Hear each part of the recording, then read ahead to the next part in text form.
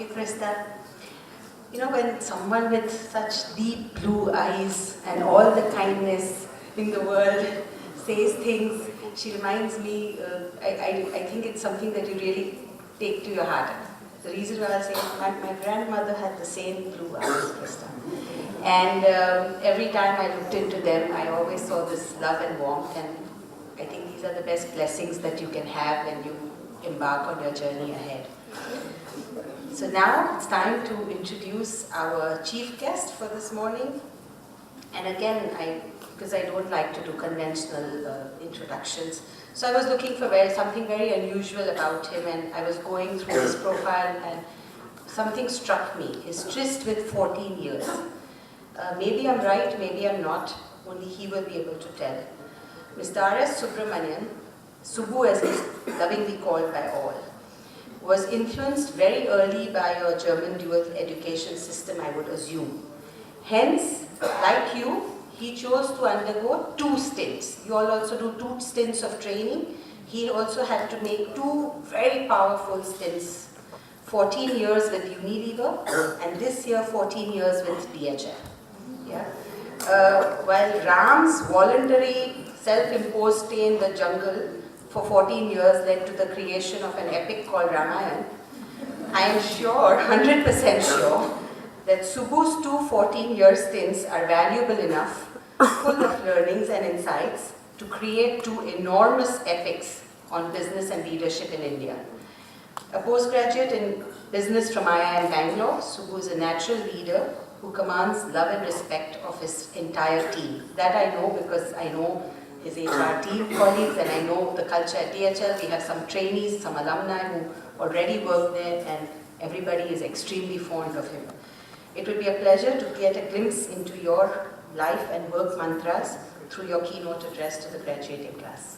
So with a huge round of applause, let's welcome our Managing Director of DHL Express India, Mr. R.S. Subramanian.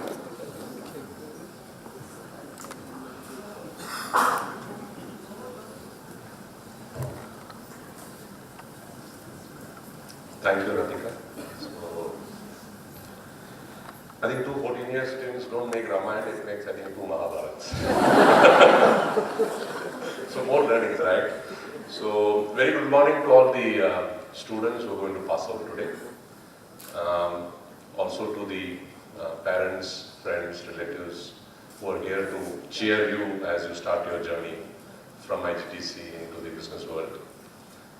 My colleagues from the industry, my colleagues from IGCC, and of course all the staff and colleagues from IGTC. I think it's really exciting to speak.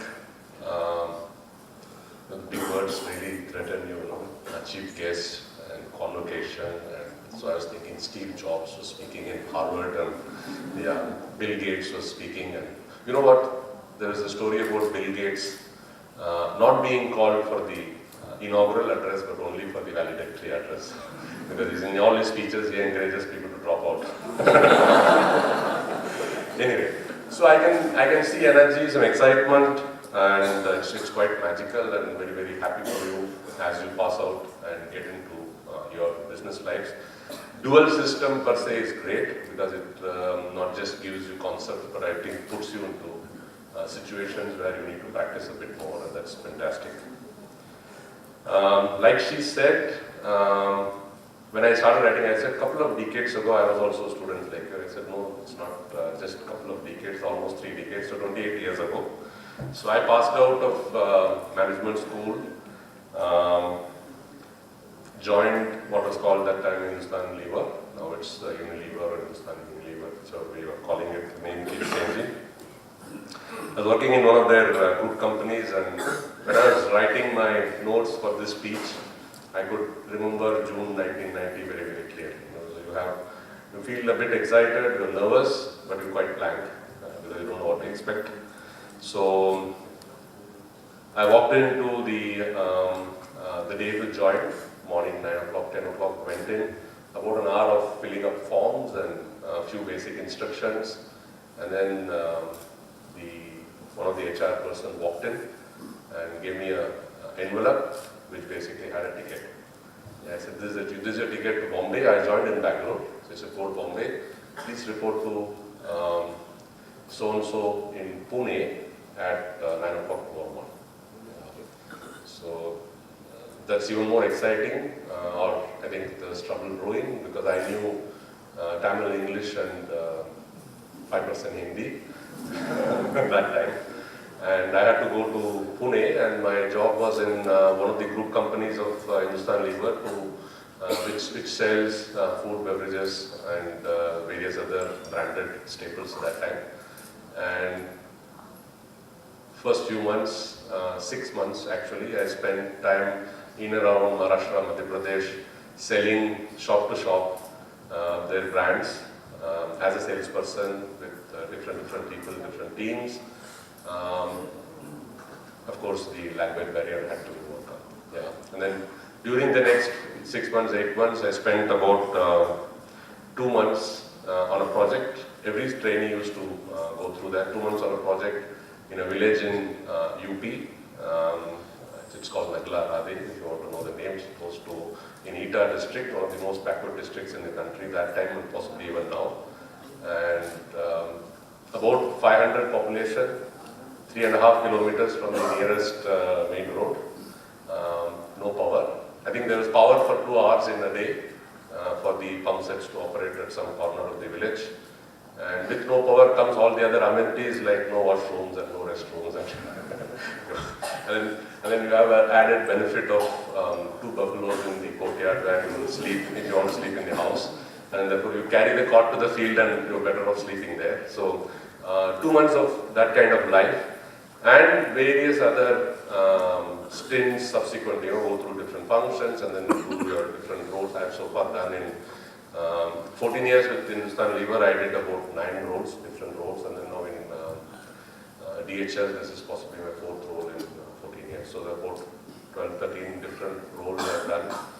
And so much of learnings which is there, so I thought I should share some experiences, possibly I'll share some wisdom which I have gathered, learnings which either some of my people I work with, some of my bosses I report to have imparted on me, given me as advice, or something which they told me I didn't listen, and then I later learned as I walked through different situations and stumbled and fell. Yeah, so here goes. So I write 4 themes, and I'll possibly speak through each of them.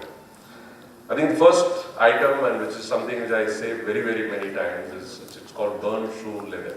Yeah, we are in a technology-led life. Yeah. What do I mean by burn shoe leather? Yeah. I think in any situation, it is better to meet the person face to face and talk. Yeah. Meeting and speaking to him in person is better than calling and speaking. Yeah, even better than FaceTime, I can assure you. Or it's better than writing a mail, or writing a text, writing a WhatsApp. Or more importantly, just thinking about him and deciding that this must be the problem, which is being judgmental. Yeah. I think burn shoe leather is a nice term. I read it some 10, 12 years back in somebody who spoke like this.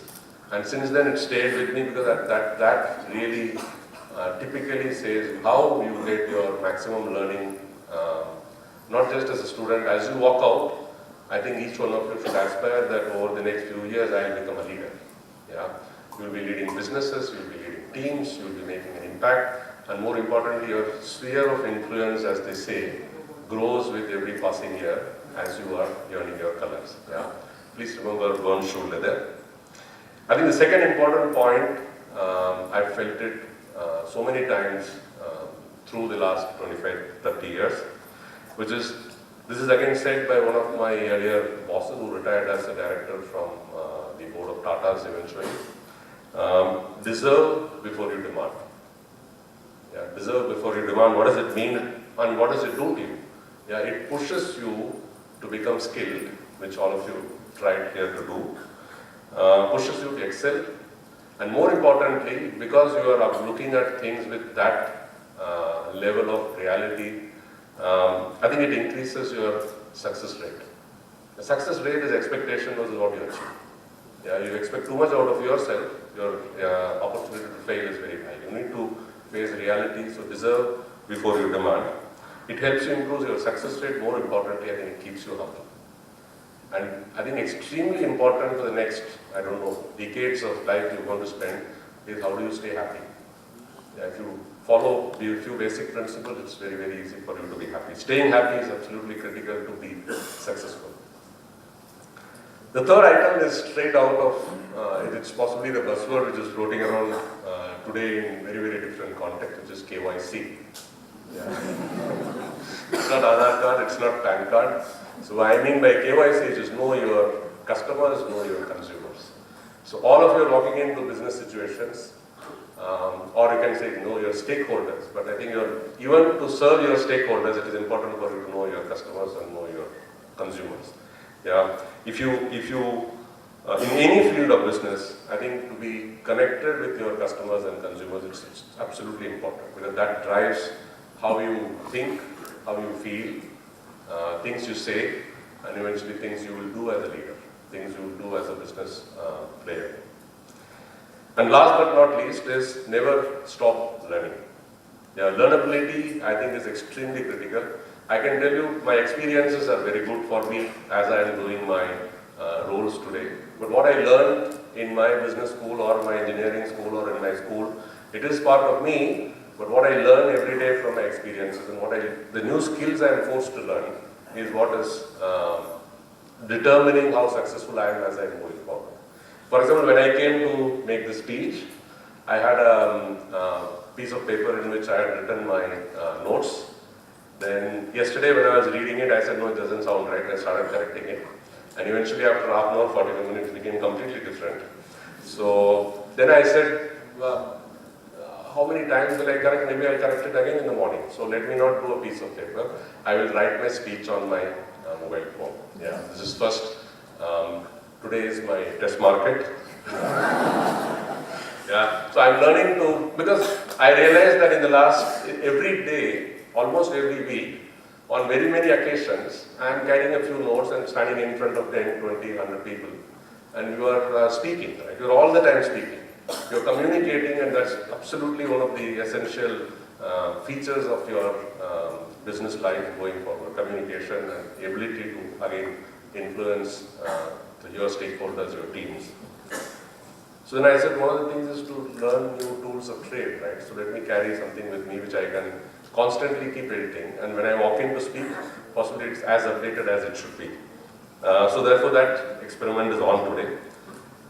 But more importantly, learnability is important because whether it is self-driving cars or drones or talking robots or artificial intelligence and new gadgets and things which you wear on the wrist and you speak about it and then you talk to a Siri or an Alex today very easily and things get done. But these were parts of stories of friction and science fiction a few decades ago, and that's reality now. And what is possibly now part of friction will become a reality not in 3 decades but possibly in 5 years and possibly in 10 years. And your ability to stay in tune with what is developing is completely dependent on how open you are and how what kind of learnability skills you have. Yeah, keep learning, never stop learning. I think the 4 points which I said are the 4 points which I want to share. Not all of it is perfectly practiced by me. Some of it is because it's helped me to be successful, but some of it is because I've learned it because I was not successful because some of it I'm not able to practice as good as I should be practicing. It is burn shoe leather, deserve before you demand, know your customers and consumers, KYC, because you should know your king, right? Who's your king? Your consumer is your king. Yeah. Never stop learning, learnability is critical. So that's the 4 points which I wanted to say. And as you step out into the world, it's extremely exciting because the challenges are far more than ever before. The world is changing faster than ever before. If things were changing in 20 years earlier, now they're changing in 2 years. Yeah, so therefore the speed of change needs you to be flexible, needs you to be agile, and that adds to the excitement. And what's beautiful, great about Indian country is that there are thousands and millions of problems around you. Yeah, there's so many opportunities in front of you. A lot of problems are solved, more problems are solved, but all of them need new solutions. and there are new problems and new dimensions are coming up, and they also need more solutions, and they need fantastic, great minds, which are the kind of your team which is passing out today. Yeah, that's why I say it's such a great, new, exciting time for you to step out. Please hold on to the feeling which you have today of excitement, some nervous energy, possibly some butterflies in your stomach, and most possibly spirit of I am going to achieve a lot. Yeah, I can do it all. I am going to achieve a lot. Harness that feeling and let it fuel your energy, let it fuel your focus. My wish is that each of you should do great things. I was going to say you will be amazing, but I will correct it. I think you will all be phenomenal, yeah, like your theme song said. Yeah. All the best to you. Thanks for your attention. Thank you.